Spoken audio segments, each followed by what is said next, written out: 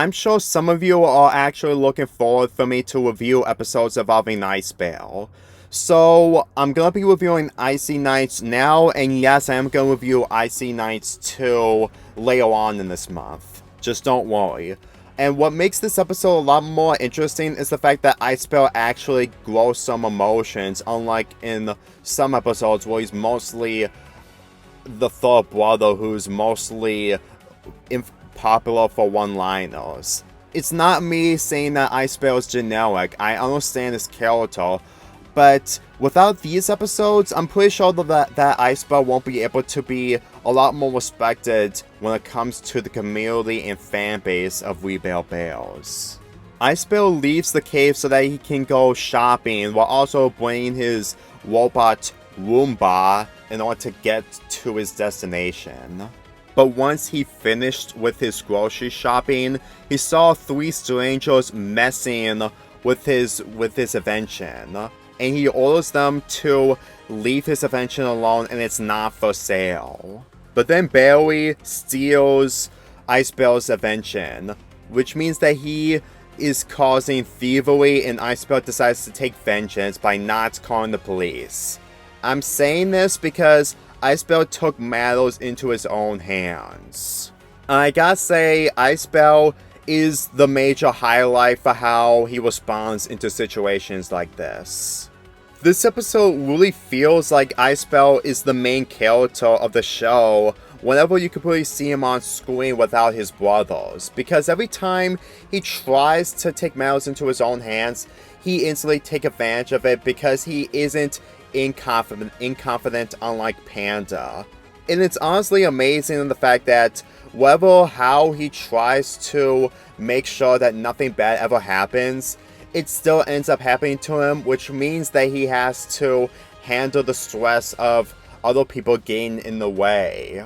And the fact that Lana makes a major factor in the sequel of this episode, the people who made this episode really had a blast, since that they made Ice Bear really likable.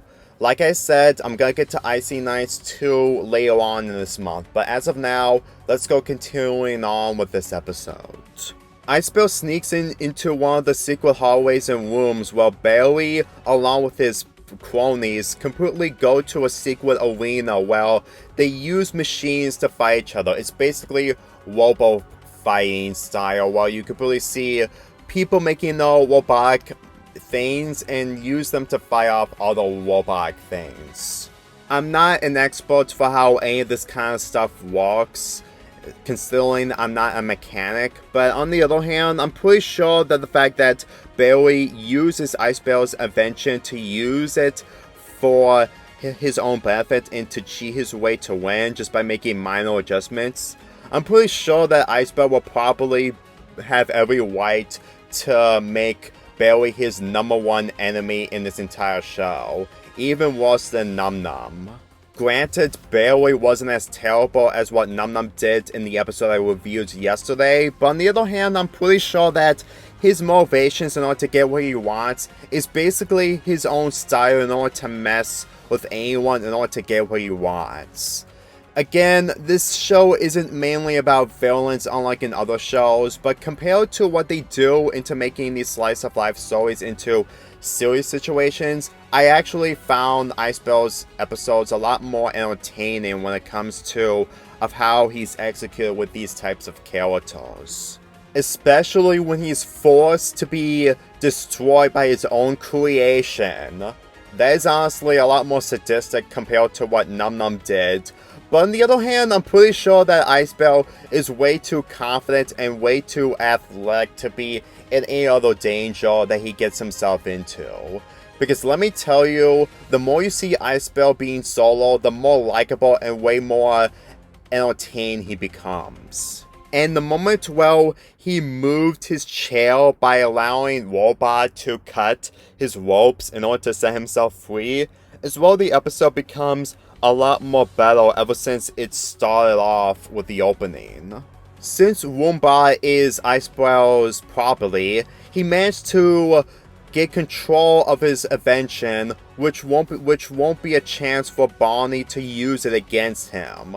But then the moment came where Bonnie forced his cronies to destroy Woomba, all the while Icebell is trying to fight off the other machines that are getting in the way. And this is where Icebell uses his fists instead of his axe in order to take out his anger. Let me tell you, if Chloe was the one who got severely injured instead of Woomba, Icebell would have instantly be a lot more madder than this moment. Because every time I completely see Icebell in this situation by completely destroying the other old robots without using any other weapons, is well the moment where you should probably never mess with Icebell whenever he feels this way. It really shows that Icebell does have emotions wherever he feels them at the right time, well, at the wrong time whenever something bad happens to him, but you know what I mean. It's really satisfying to see Icebell win at the end, but at the same time lose when Woomba is completely destroyed. And as for Bonnie in this, he was actually a hologram this entire time during the whole Techies Gain thing. And it really shows that even slice of life stories, just like this, always have plans ahead of time in order to make episodes later on. Although, I'm gonna get to that once we get into more episodes similar to this later on.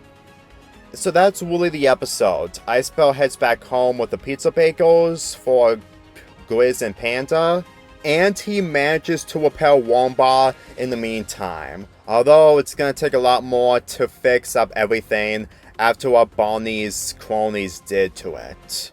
This episode becomes a lot more memorable each time you watch it. And it really shows to see that there's so many opportunities and ideas for what the writers can do involving the characters when they're going solo without anyone in the way. I did mention that in my Icebell and Chloe episode, well, Icebell doesn't react much, but it's mainly the fact that he was with a human being, and he wasn't by himself. Besides, the fact that he managed to do all this on his own, and considering that we get to see more of his character on being athletic and a lot more entertaining and sympathetic, it's really amazing to actually see that Icebell can be a really good character when all he does is one-liners. But those one-liners are honestly one of the best moments from him, and whenever we completely see episodes dedicated to him, is well the episodes become a lot more better when it only has one focus and that focus only.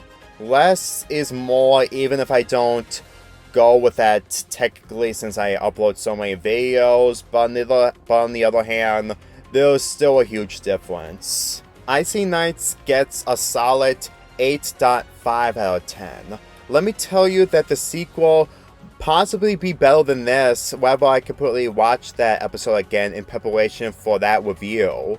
But as of now, I'm pretty sure that the more I watch these episodes, the more I understand that having a spin-off of Rebel Bells isn't really the good idea. And there was a reason onto why I'm not reviewing Wee Baby Bells this month, unlike the top 10 Wee Baby Bells I'm going to be uploading sometime this month.